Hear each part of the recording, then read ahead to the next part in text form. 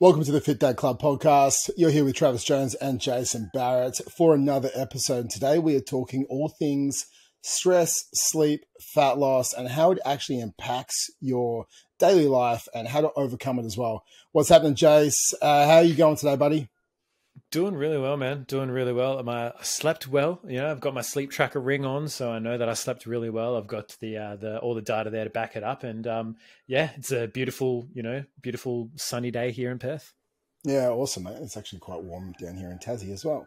But you're one day very rare. It sounds like it's very rare. But with this, mate, I think we often look at sleep and stress not enough with fat loss. And I think with this is the biggest thing. It's like, if we aren't sleeping or sleeping well, it's very hard as if you have a young family to actually prioritize your sleep, but understanding that everyone has different constraints. We're going to talk about how optimal we should be at the moment, understanding that, some of us might be not optimal, waking up multiple times with the kids at night at the moment. Though if we can start to prioritize our sleep, that means it's going to be easier for us to follow our nutrition plan. It means our willpower will be higher. Our ability to stay disciplined will be easier. Our ability to lose fat and gain lean muscle is also going to be easier. So I think there's sleep, and people think, I want to sleep good because I want to recover, or I just want to not be as groggy. But there's also a cascade of hormonal effects that happen when sleep is poor. I think that is the why we need to sleep well. And it's not just like, I want to feel good. It's like, no, your body actually needs you to sleep well. So when we look at it, and I'll talk just briefly about some of the hormonal effects, and then we'll go into, how we can actually start to optimize our sleep. So when we're looking at it's like poor sleep, it disrupts our hormonal imbalance inside the body. It then disrupts our ability to regulate our appetite. This also leads to cravings, and then we're going to start to overeat if we're craving more. We impacts our secretion of our hormones that regulate the appetite, which is our ghrelin, our leptin, and our insulin. So when we're looking at this, our leptin levels, or our leptin is a hormone essentially that regulates your metabolism, okay? And also regulates our metabolism, and it will suppress our metabolism when it's decreased. So a lack of sleep will suppress leptin inside the body. So then our metabolism can slow down, and also our ability to become full decreases. So the leptin gives us a sense of satiety. So if we're not full, we're going to keep eating, and we don't have that signal. It's like, hey, mate, you've eaten enough. So it's harder to essentially stick to our calories. Now, also when we're looking at this, it impacts ghrelin. Ghrelin is the hormone that tells us when we're hungry. So leptin tells us when we're full, ghrelin tells us when we're hungry. So if ghrelin essentially is pulsing out of control because it increases the ghrelin hormone, it means we're actually hungrier more often. So poor sleep will make you hungrier more often, and also turn off the ability to be full. So now all of a sudden you've got this double whammy. This double whammy of essentially, not being able to get full and always being hungry. And we're like, can I allow willpower to control this? No.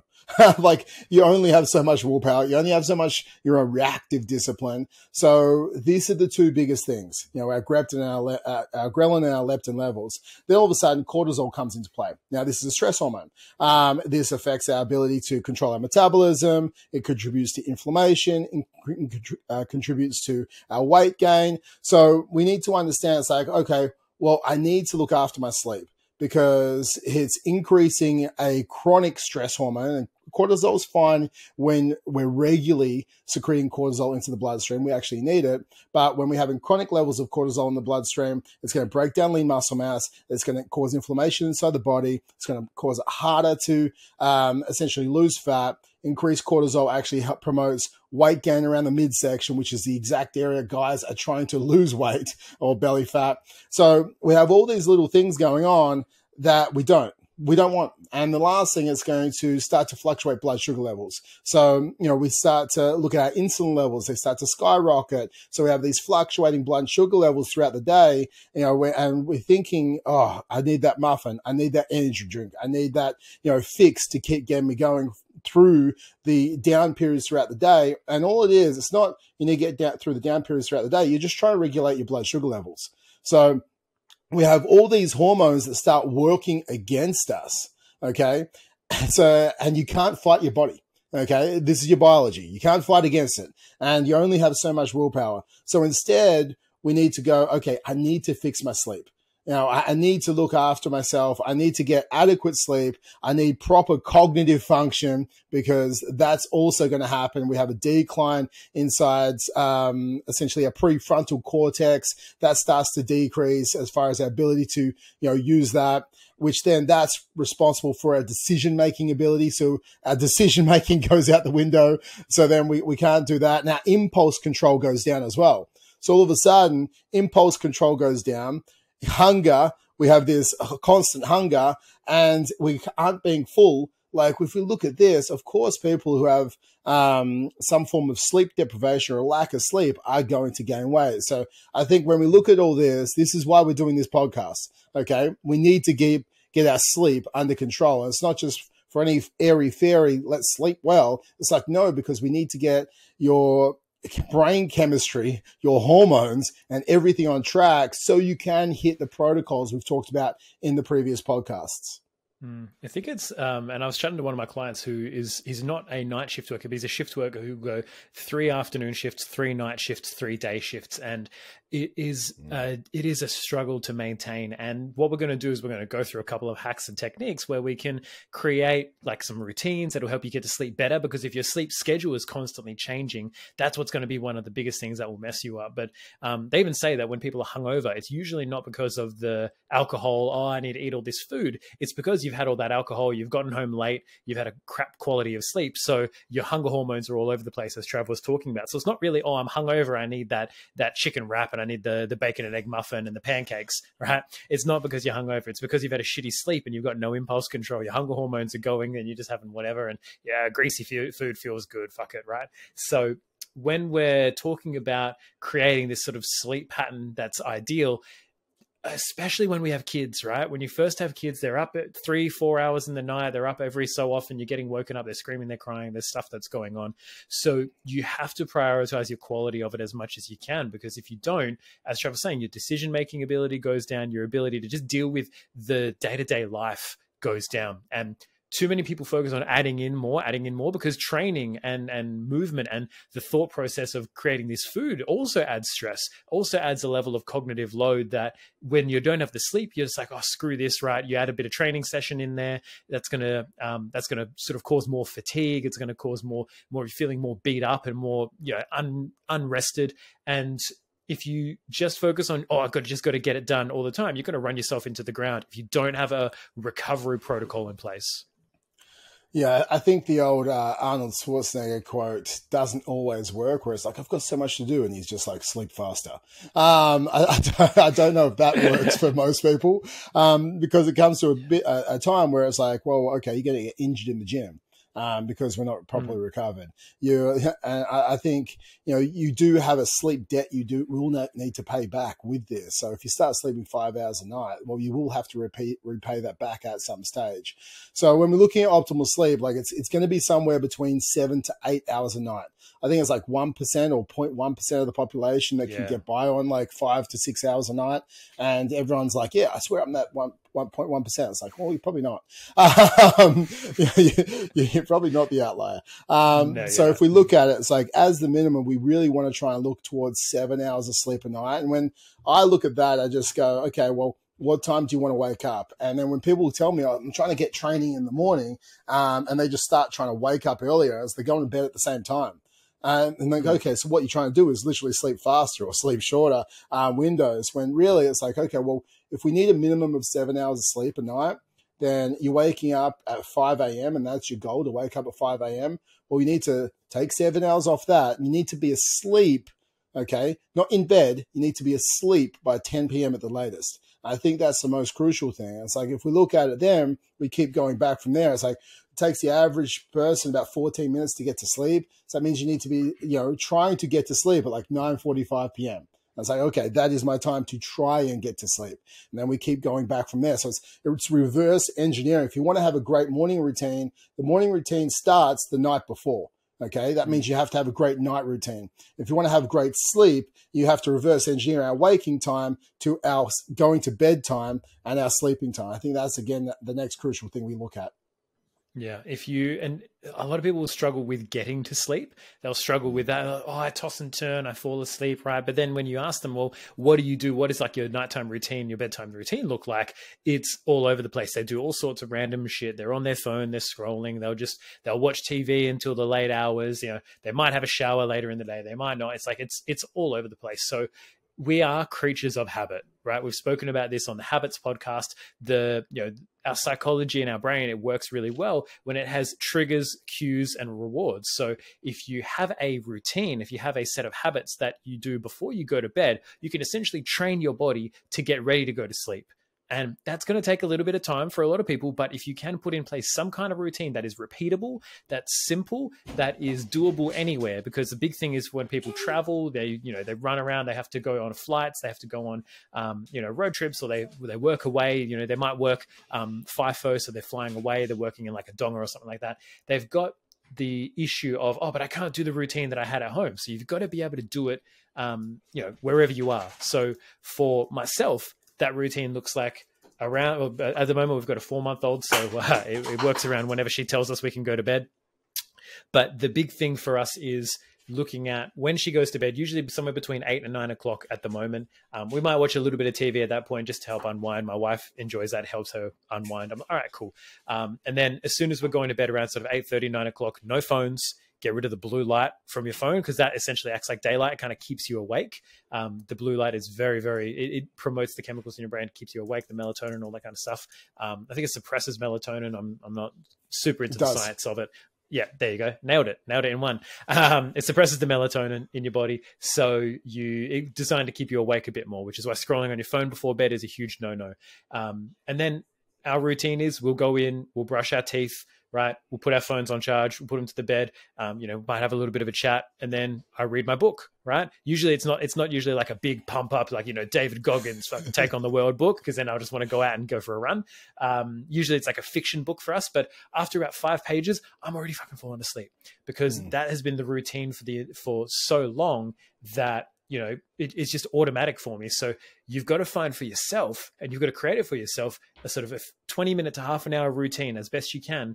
That is a sequence of events that you do. Same thing that you do for your kids, right? We read them, we bar them, right? Read them a bedtime story, read a book, right? Then we put them to bed, we sing a song, whatever it might be, tuck them in, turn off the lights, go to bed. It's the same thing every single time, but we fucking stop doing it for ourselves.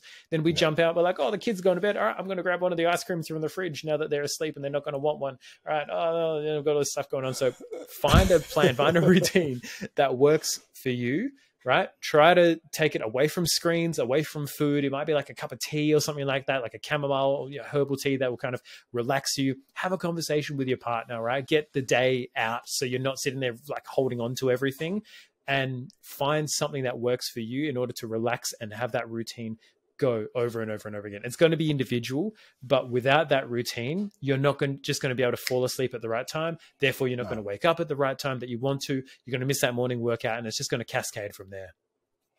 Yeah, I honestly completely agree with you, mate. It's like, I think for us, and we look at different routines, right? So I know I need to get to sleep by 9:45, because I wake up at, that 4:45 on a later day. Means I need to get to bed by that sort of 9:30, or trying to get to sleep by 9:30. If we look back from that, okay, what happens in that 15 minutes? Maybe it's meditation, or maybe it is reading a book. Before that, do we have some time together with my partner? Do we watch a show together? And it's like, okay, cool, we watched a show. Blue block of glasses on, we're watching a show because of that blue light stimulation and melatonin. And if we look before that, what happens? Maybe 8 to 8:30, you're cleaning up around the house. Maybe that's your routine. Maybe from 7:30 to 8, you eat, and then maybe the kids go to sleep at 7:30. Like, everyone is different, but it's trying to create a very a list of, this is what I do. People might be like, that's really boring, right? Yeah, but it's like, no, discipline equals freedom, right? It means I get to eat, I get to sleep well, I get to have time with my partner. Like, everything goes in there. Between 9:45 to 9:46 is when we have sex. Like, I'm joking. But we look at it. Come on, give yourself 2 minutes. Yeah, but when we look, exactly. But when we look at it, it's a very easy set of structure and routine, that allows us to switch off. We flow through and I go to sleep. Liv doesn't go to sleep at the same time as me. She actually does watch another show after I go to sleep. But I just roll over. I'm just going to sleep. This is my time. Like, I'm going to sleep. And some of my clients will be like, oh, but we got to wait. We watch 2 shows together at nighttime because that's the only time we get quality time together. It's like, dude, at the end of the week, like 1 show or 2 shows of that, Netflix episodes that you're watching in the moment, you're not going to think back and go, oh, I'm really glad that I watched an extra episode of whatever you're watching at the moment. It's like, no, it's like just watch one a night because it isn't even amazing time together. It's not an experience. You're just cohabitating at that point. Yes, you're cuddling, but you're sitting next to someone for 45 minutes. Like that's like, you don't need to do it for an hour and a half a night. You actually don't. It's like, do it for 45 minutes and then get on with your rest of your night, which is going to sleep and doing what you need to do. I think that is the crucial thing. It's like, don't make excuses. This is the only time. It's like, no, go on a date night. Actually spend quality time together. That's a totally different podcast. Don't think that you being watching TV next to someone for 2 to 3 hours every single night is quality time. Is the opposite of quality time. So I just want to make sure we're stipulating that. Yeah, it's the nighttime routine. It's going to vary from person to person. But as Trav was saying, it's like you can have some of that stuff, but at the end of the day, is that worth giving up? You feeling groggy and tired and unrecovered in the day? And I mean, beyond all that, there's been, and this is one of the reasons why I don't drink much, beyond the fact that for a lot of times it's not worth it. Like for me, if I do drink, I try and day drink, right, so that it's all out of my system before I go to sleep, so that way I've got all my alcohol out and I can have a nice restful sleep. But if you have a drink or if you have a disrupted sleep, not only does it affect your hormones and stuff the next day, but there's a little, essentially like a channel between your spinal cord and your spine and your brain that essentially gets like clogged up with plaque, where your spinal fluid kind of reaches into your brain, and it kind of, when you go to sleep, it clears all of that shit out. And when you have a bad quality of sleep or you have a poor quality of sleep, your brain and your body doesn't get the chance to really clear that out. And that's been linked to dementia and Alzheimer's and brain disease and all this other kind of stuff. So that is, for me, a big factor as to why I don't drink, why I make sure I stay really like disciplined with my sleep schedule, because I would rather get the most out of the day than just get like, a little bit more out of the night. There are going to be times, sure, like let's say, for example, you have a date night, you get home a little bit later, you have a cocktail with your wife and you're enjoying yourself. Yeah, that's real connection. There's a real purpose to that. And it comes back to the idea of doing things with intention as opposed to just doing things just because, right? Doing things by default or design. So if you design your life to get the most out of your day, to get the most out of your life, you'll be a better husband if you're getting up at 4:30, 5 o'clock and training and getting a good quality of sleep, as opposed to the guy who scrolls his phone till 10:30, 11 o'clock, wakes up groggy at 6 and has to run out the door and doesn't get the chance to say anything because fuck, I've got to run off to work. And then, I'm just going to grab a meat pie on the way. Then you come home feeling shit. You snap at your wife, right? These are all cascading effects. And it's like, legit, this is fucking what happens. But people don't give enough thought to what is my pattern of behavior here? What are the things that led to this? It all started when you just chose to scroll your phone as opposed to go to sleep because, I just need some time for myself to unwind.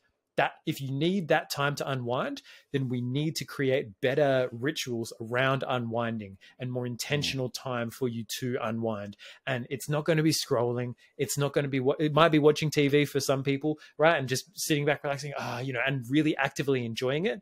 But most people fucking half watch shows these days. I've got my phone, I'm scrolling my Instagram while I'm watching the TV, and wait, what's happening? Wait, I need to rewind, right? So giving yourself intentional time, that's my big one.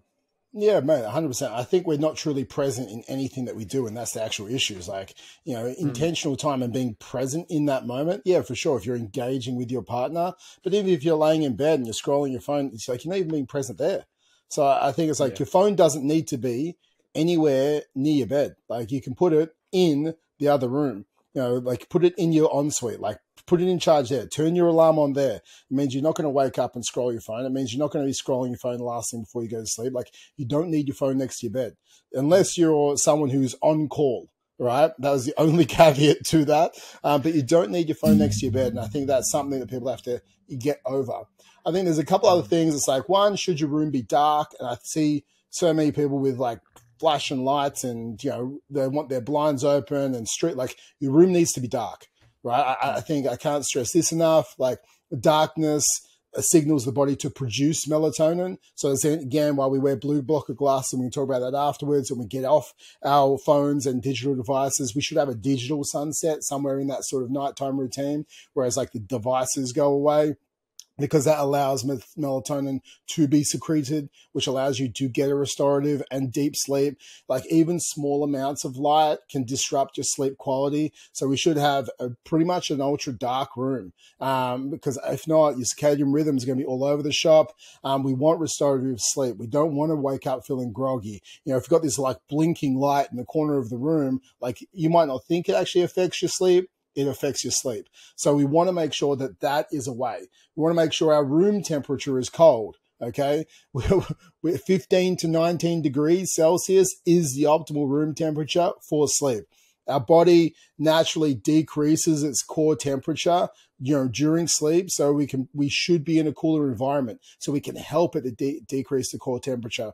That will help you get a deeper sleep. Again, it will help you get a more restful sleep. Again, we all know that, you know, if it's a hot summer night and you don't have, you know, air conditioning, something to regulate the temperature, you wake up like 400 times, right? And you're so restless. It's restful. So it's like, yeah, exactly. Right. Because your body can't get sleep.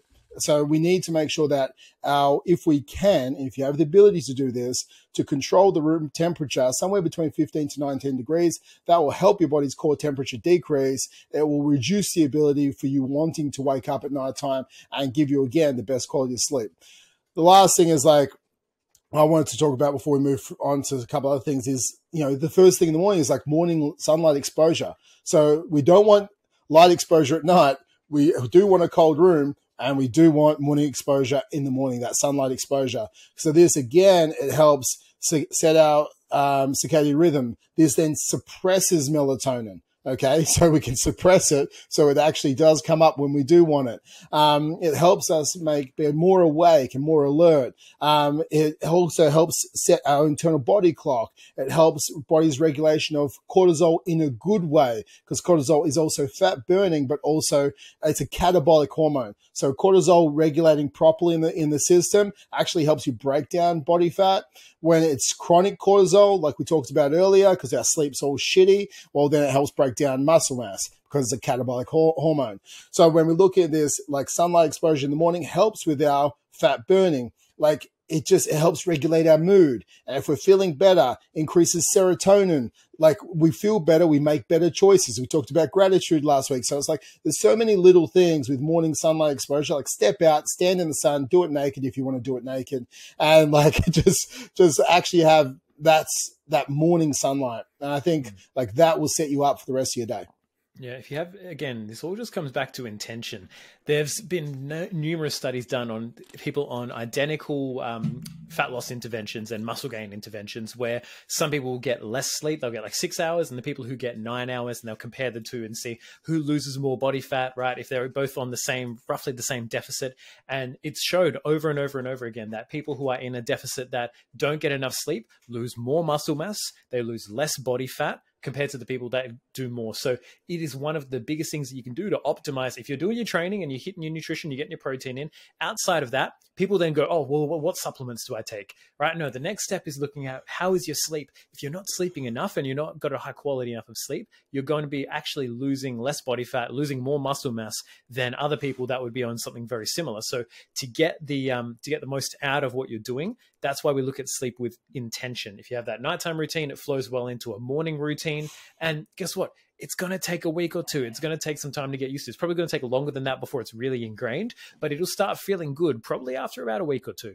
So you've just got to give it a go for that period of time. Be like, well, all right, build my nighttime routine around what time I want to wake up in the morning. Yes, I'm going to feel groggy in the morning initially, but fuck, it's going to feel good. We've all had those days where we've woken up after the right amount of sleep and it's like, oh, yeah, I can take on the day.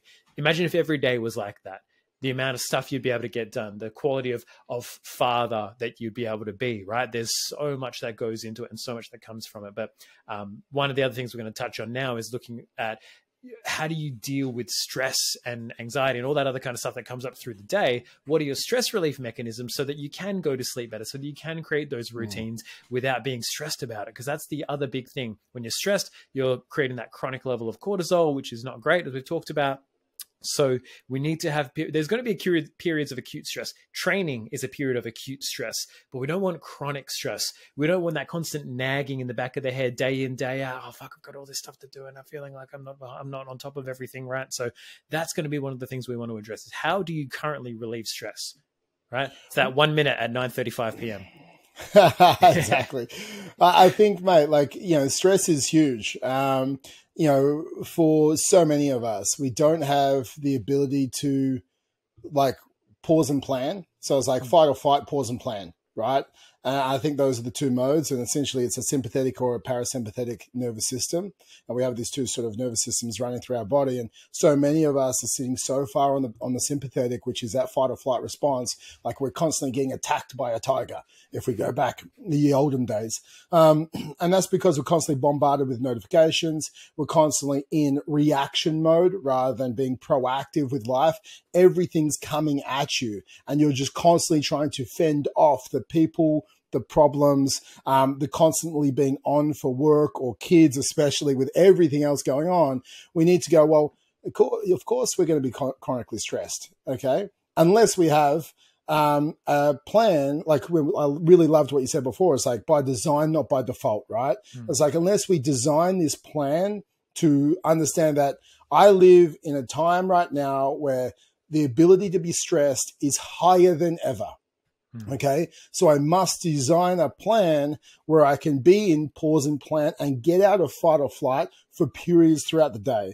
Because if we're chronically stressed, cortisol's through the roof. We talked about this before. Fat storage goes up, belly fat goes up, testosterone goes down, growth hormone goes down. All of a sudden, you're a skinny fat guy with a belly and man boobs, right? And not being able to grow a set of arms. Exactly, right? And it's like, oh, what happened? It's like, dude, you just didn't sleep well, which caused you to overeat. And then you're chronically stressed, which diminished all your muscle mass, and you grew a gut. And that's what happened. And what could you have done? You could have done a bit of meditation, journaling, and had a good night's sleep. Like, I think those are keystone habits that knock over all the other habits. So, we don't want those, increased inflammatory markers inside the body. We don't want, essentially this reduced insulin sensitivity. So when we have carbohydrates, blood sugar levels go all over the place. And that's what stress does to you as well. Chronic stress impairs that sleep quality that we were talking about before. It decreases our motivation to engage in healthy behaviors. So all of a sudden we're even less motivated. We increases our want of consumption of high calorie, high fat coping mechanism foods. That's what stress does to us. It impairs our digestive function. So all of a sudden we can start to get malabsorption of the actual foods where, it's like, am I hitting my protein goal? It's like, no, you're not even absorbing your protein because you're so stressed all the time. It reduces your energy levels. You're constantly fatigued. So when we look at it, it's like chronic stress is not good. It does all this shit. Okay. And me talking to you about this right now is probably stressing you out as well, but we're going to tell you how to fix it, guys. Like, we just know that you need to, being stressed all the time is not a good thing. And if you're an entrepreneur out there, the hustle harder mentality is not a good thing. And if you love Arnold Schwarzenegger, no, it's not about sleeping faster. That's okay. He had extracurricular supplements to help him sleep faster. So when we're looking at it, guys, it's like, if you're the average dad who just wants to optimize their body composition and feel fantastic every fucking day, we need to handle stress and we need to handle sleep. And to get us out of this constant fight or flight sympathetic mode and to get us into parasympathetic pause and plan mode, that's what we're going to go through now. I think one of the keys that sort of spikes that cortisol, gets us into that fight or flight as well for a lot of people, is excess caffeine. And that could be a real killer for a lot of people because it creates a cycle. You wake up feeling like shit because you had a shit night's sleep the night before. So you go straight, I've got to have a coffee, right? Ideally, if you can delay a coffee for about an hour, the impact that it has on the level of cortisol in your body is dramatic. And then you don't get that big spike of cortisol. You don't get that big spike of fight or flight immediately. As Trevor's saying, go outside, get some sunlight, just wake up, properly wake up before you start throwing caffeine and throwing shit into your system. Start with some water, give yourself a bit of time to actually wake up, right? And this is going to come in later on. You have that first coffee like immediately when you wake up because you're feeling tired, right? And then you have another one like 3 hours later because you're feeling really tired. Caffeine doesn't actually give you energy. What it does is it blocks adenosine. So it essentially suppresses your natural release of hormones, and it gives you the illusion of just not feeling tired. But you know, most people when they do it, they just get jittery. They feel tired, but now I've got jitters, right? So, and a lot of people don't really attribute their poor sleep to their late caffeine intake, because caffeine can have a half-life of up to 5 hours depending on who you are. So that means that for me, I cut out caffeine 10 hours before sleep. So that means, guess what? Oh, that's sad. But that means at about midday, I'm cutting out my caffeine intake. I've got Coke, no sugar, no caffeine, just for that reason. So I can have it in the afternoon and have it not affect my sleep.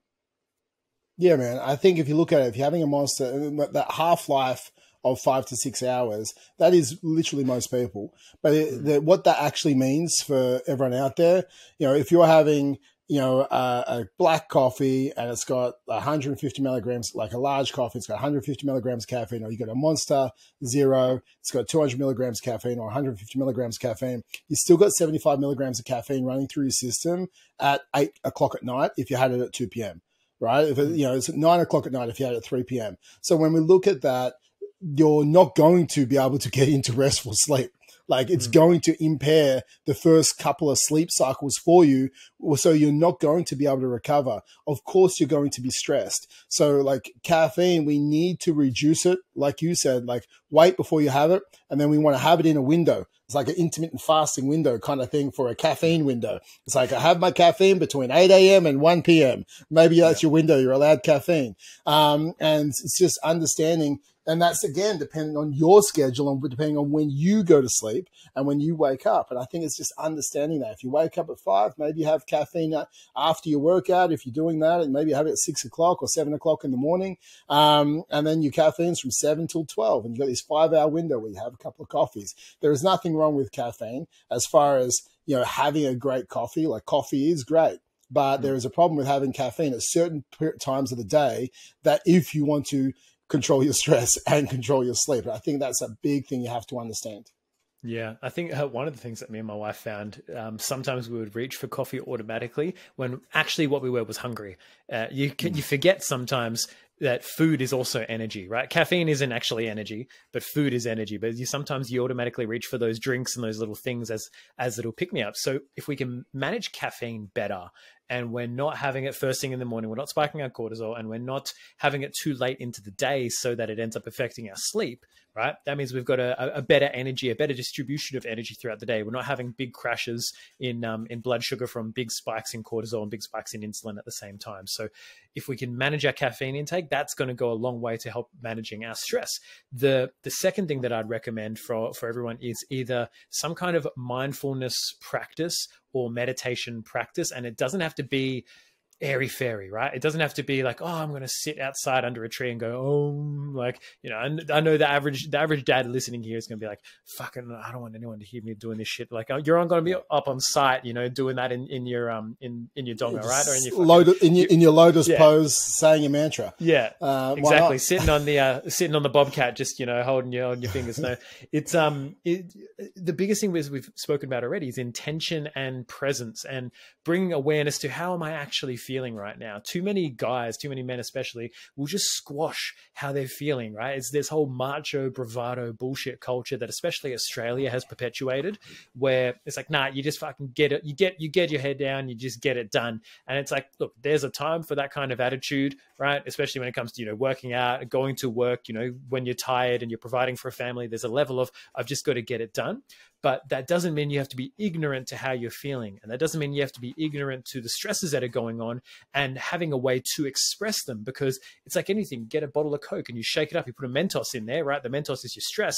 You shake it up. It's going to explode unless you can crack the lid and you let out the pressure bit by bit by bit. And that's going to be things like, you know, and this is going to be probably a whole nother podcast, but talking to your partner and discussing with your partner and having those open conversations with how you're feeling and what's going on and potentially how they can support you. But short of that, things like a journal or a diary or even a voice recording note, right? Like let's say you're pissed off about something. and you almost just need to fucking like just have it out, like one of those mental arguments you have in your head. You just can press like record on a voice memo and just like shout it out as if you're about to send that to someone, and then you can just delete it and get it out of your system. Same thing with the journal, writing out how are you feeling, what's going on, what is eating you up, because if you can get it out of your body and out of your head and onto the page, then it's like, cool, it's stored there. My body doesn't need to hold on to it anymore because it's like it's there, it's stored, it's captured. So my brain doesn't need to hold on to this, right? It's the same thing if you have trouble getting to sleep because of stuff like that. So if you have some kind of present mindfulness practice where you just bring awareness to whether it's your breath, your thoughts, you just take 5 minutes where you just, even if you're not closing your eyes and, doing anything, you just, maybe you're out on the deck or out the backyard, you just take a couple of deep breaths and you just like, you just check in with yourself. Like, how am I feeling today? What's going on for me? All right. Too many of us, because it's not that we don't know how to do it. It's just that we're out of touch with getting in touch with ourselves. We're out of touch with our own intuition. We've been kind of blocking it out for so long that when people try to do it, my advice is just do less, right? Do less, scale it back. Just be like, all right, how am I feeling today? Just ask yourself the question and don't judge whatever comes up. Whatever comes up is what comes up. And the more you can bring presence to that, the more you can actually, because, we often respond unconsciously just from where we're feeling and how we're feeling. We just respond from that place. And I don't even know where that came from. Whereas if you slow down, you bring some presence into your life, you take some time to pause. I know guys that will do this. They get home from work. They just take 5 minutes in the car before they open the door, before they get home from work. They'll just sit in the car and they'll just, I'm just going to reassess my energy levels. I don't want to come home with the kids with that intensity or that energy that's all this stuff from work. I want to have this moment. I'm just going to chill and set some intention, have some awareness, and then go in with that. And you're going to be an infinitely better person because of it. Yeah, I think it's like, because you're like these anchor points, and I teach most of our guys as well. We go through, okay, what's an anchor point where you can shift into the identity needed in that point in your life? The roles and the goals that we have different roles in our life where, we might be a business owner, or we go to work, we have a role of health, and we have a role of dad or partner. So when we're shifting from work version of you, that identity that needs a certain level of character traits and intensity, you need to shift into the other identity, which is loving, caring, present, compassion. And that is the dad version of you. And the partner version of you is like when you're driving in, there's an anchor point in your driveway, or you touch your letterbox, and all of a sudden you sit, shift identities, deep breath in, and then you're shifting into the version of you that's needed in that point in your life. And I think when we look at this, like something that I do with frustration and stress, so many times I think the biggest thing is we carry stress around all these situations we can't control. So the stress is, at the end of the day, is unneeded. If we can't control the situation, we're stressed about things that happened in the past. And if it happened in the past, well, you can't change the past. Or we're stressed about situations that are in the future, and we don't know if the situation is going to actually happen. We're just stressed around the idea and the possibility that it may happen. So it's like, well, I can't change the future. I can only control right now in my actions. I can't change the past. And if it happened in my past, when I look at this, if something happened and it really irritated me, I'll go step aside. I'll just yell. I'll yell for you're allowed 2 minutes. You're allowed 2 minutes to deal with these emotions right now. You can deal with whatever it is. Like, you just get those emotions, you play with it, you write it out, or you yell, or you do whatever you need to do. And then I just say to myself out loud, can't change it. I literally can't change it. And it's like that. There's a line in the sand. It's like, I can't change what happened. Okay. I allowed myself to feel the emotion that was because of the frustration, stress, anger, whatever it was. But I can't change what happened. So then I don't need to continue to carry those emotions forward for the rest of my day, because it doesn't serve the rest of my day.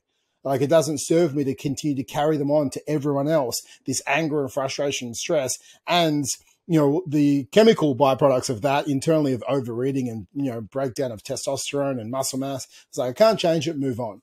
I think that will allow us to do it. And then if I really need to, I'll move into some box breathing. So meditation, I believe, is something that everyone should do. Again, it's not airy-fairy, it's not foo-foo. Like there's so much studies around meditation and your ability to improve your cognitive performance, so your work ability, your ability to expand the gap between stimulus and response and choose the best version of you because you are more mindful. You do have the ability to control impulses better from meditation. I've done meditation courses that cost like thousands of dollars, and they taught me my own mantra. But I honestly, the biggest thing I like to do is box breathing, which costs nothing. You don't even need a Headspace app, but you can do courses like transcendental meditation. You can go into a Headspace app and listen to a guided meditation. It's like $10 a month. Just do it for 10 minutes every morning. Do it for 5 minutes. Do it for 2 minutes. I don't care. Just start somewhere, right? Start somewhere that's so simple that you get started and it's too easy to fail. But I just do box breathing, and I go breathe in. So you breathe in for 4 seconds to 5 seconds. I start with 4 seconds for my first couple of rounds. I breathe in for 4 seconds, like I'm drawing in on a box. I hold for 4 seconds. It's the other side of the box. I breathe out for 4 seconds. So it's the bottom of the box. I hold that for 4 seconds, and that's the other side of the box. So you're breathing like a box. Now with this, I'll go from a couple of rounds. So I'll do 4 breath sets of that. So it's every breath is 16 seconds. And I'll do that for 4 rounds, which is about a minute. Then I'll shift to 5 seconds. So then it's 3 breaths per minute. And then I'll shift to 6 seconds. Okay. So we're shifting up, and I'm really getting to about 2 to 2.5 breaths a minute. And then I'll sit there and I'll just do my box breathing for about 10 minutes. All of a sudden, my heart rate like drops. Like I go into this sort of meditative state, and it's like, people say, I don't want to meditate, or I'm not good at meditation because I can't silence everything. I get these thoughts coming. It's like, yeah, dude, that means you need to meditate. If you can't be still in your mind with your thoughts, and it's not, if a thought comes in, it's like, oh, you don't get angry with yourself. It's like, oh, there's a thought, and you just push it away.